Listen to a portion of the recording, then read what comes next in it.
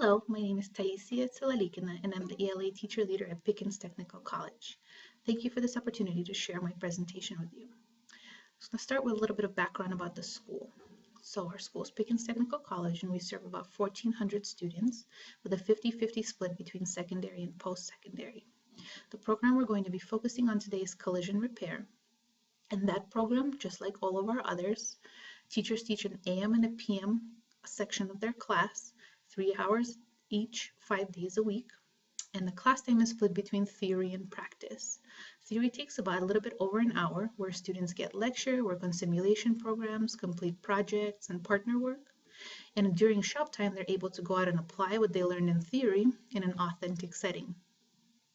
Now, some assessments have to be mastered in theory time before students will be allowed to go out and practice those skills in the shop. As an ELA teacher leader at this site, my goal is to work with teachers around goals that they generate with a focus on English language learners and differentiating instruction. So for this specific cycle, we wanted to work on differentiating strategies to support student achievement. And the student goal is twofold. The first bullet is something we crafted together with the teacher, where we wanted this specific students to use simple and expanded oral and written sentences with content vocabulary to show understanding, specifically when presented orally. The second bullet is a goal that we crafted with the student, and what he wanted to work on is passing the spray gun test and the page defects test to participate in shop time, because without passing those, he wasn't able to go out and practice those skills. A little bit about the student is his name is Muhammad, and he's 23 years old. He's originally from Somalia, and he has been here for about 6 years. He graduated high school from Overland. He has 2 younger siblings, a 20-year-old and a 6-year-old, and they all live together in Aurora. In Somalia, his father owned a business and his mom was a nurse. Here, his mom stays at home and his dad drives a cab. Muhammad shared that the reason they left Somalia is because of the ongoing conflict. He's also very shy and soft-spoken, which sometimes means that he doesn't advocate for his needs or speak up when he doesn't understand. So because Muhammad was a Cherry Creek student previously, and now he's an adult, we actually don't have any WIDA data on him like we would on an APS, English Language Learner. So Mr. Larson, the collision teacher, and I work together to use some of the available WIDA tools to place Muhammad so we know where we're starting from and we can gauge our progress. Now, Mr. Larson has taken the APS LDE courses, so he's very aware of the need to support language learners in his classroom, so he was open to this possibility. The first thing we did is we took this tool, we looked at it, and we kind of discussed each box and placed it into layman's terms. What is it really saying? We then observed Muhammad in the classroom. We observed him interacting with other students, recorded his speech, analyzed his work, and took his work and compared it to that of his peers. Through that, we decided that on the word and phrase level, Muhammad would be at about a 2, because he does use some instructional expressions, but he struggles with unfamiliar vocabulary, especially collision-specific vocabulary. On the sentence level, we also felt Muhammad would be at about a 2, because he does use basic and simple grammatical structures, but there's not a lot of variety.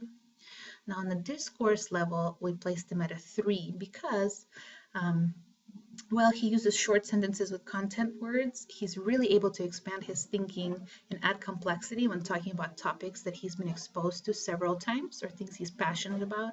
For example, he gets very articulate when you ask him, hey, what do you want to do at the end of the program? And he talks about becoming a collision repair tech.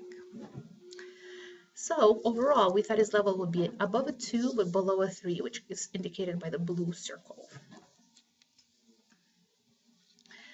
So we monitored our work and we kind of rooted it in data to see if what we're doing was working or not. So the first thing we focus on is the spray gun test. Now, when Muhammad originally took the test, he received a 12%. A lot of the parts of the test were mislabeled and misspelled, and spelling was impeding understanding. We did a 2-folded approach to differentiation each time through discussion and then specific differentiation. Now, the student was really centered to this whole process, especially because he's an adult. We really wanted to build his buy-in in the process and his ownership of his own learning. So the very first thing we did every time is we talked about the result with the student. How do you think you did? Why do you think you did that way? What was challenging? We also reviewed the sounds and meanings of each of the terms. And then we specifically had oral practice talking about each part of the spray gun out loud and using those terms correctly. Now for differentiation, we color-coded the study guide to help them split up the parts and associate them with the vocabulary words. We also talked about some study skills and settled on rewriting each term 5 times for 4 nights before retaking the test. We modified the test to match the color coding of the exam. And we did a little bit of a gradual release because in between, Muhammad practiced taking the exam, but with a provided vocabulary bank, so you can feel some success before having to do it cold. Very exciting because on his second attempt the following week, he got an 87% and misspelled only one item. So this is what the test had originally looked like. This is the color-coded test, which also matched the color-coded study guide. And this is the in-between intermediate. So on the bottom right are the vocabulary words in scrambled order. The second thing we focused on is the paint defects test, because again, he had to pass that test to go out in the shop. Now there's 24 paint defects on this exam, and it's quite involved. You need to know the defect, its name, the cause, and you have to be able to explain it. When Muhammad originally took the test, he actually got a 0, which is not very good. So again, the first thing we did is we talked to the student. We then reviewed the sounds and meanings of each of those terms. We then worked with the student and the teacher to reword the definitions and causes, so in words that the student understood. So instead of just memorizing and rewriting them, he was actually understanding what he was writing down. We again practiced talking about each defect and what caused it. And we picked visuals for each one and discussed why the visual matches that specific defect.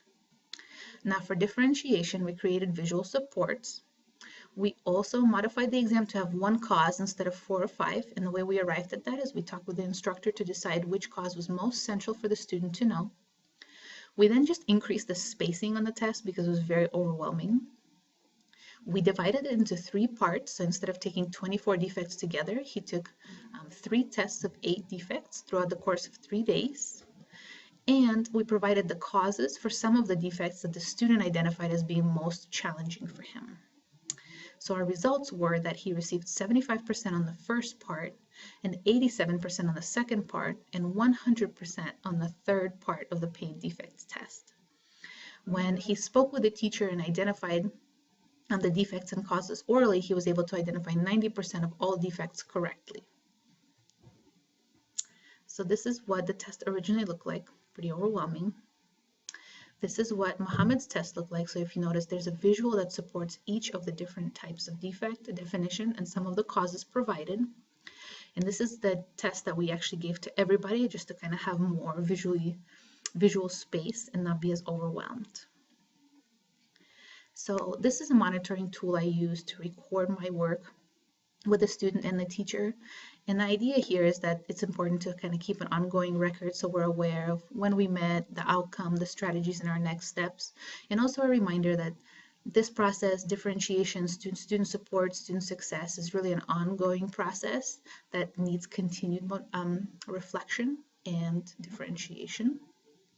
Something I want to share is I asked this student some questions, and below are his responses about this work we did together. So I asked him how he felt about the upcoming defect test, and he said that splitting the test into parts has been really helpful for him to both remember and answer correctly. So if you notice in the box on the blue on the right, he is talking about chunking material, although he's not using those terms. He's talking about that modification. Now, I asked him how he felt his overall understanding was, and he shared that it's better to have a visual, especially for terms that were previously unfamiliar to him. So again, visual supports. We asked how he performed so successfully in the second time taking the test, and Muhammad said that it was really helpful to write things out several times a night, so repetition.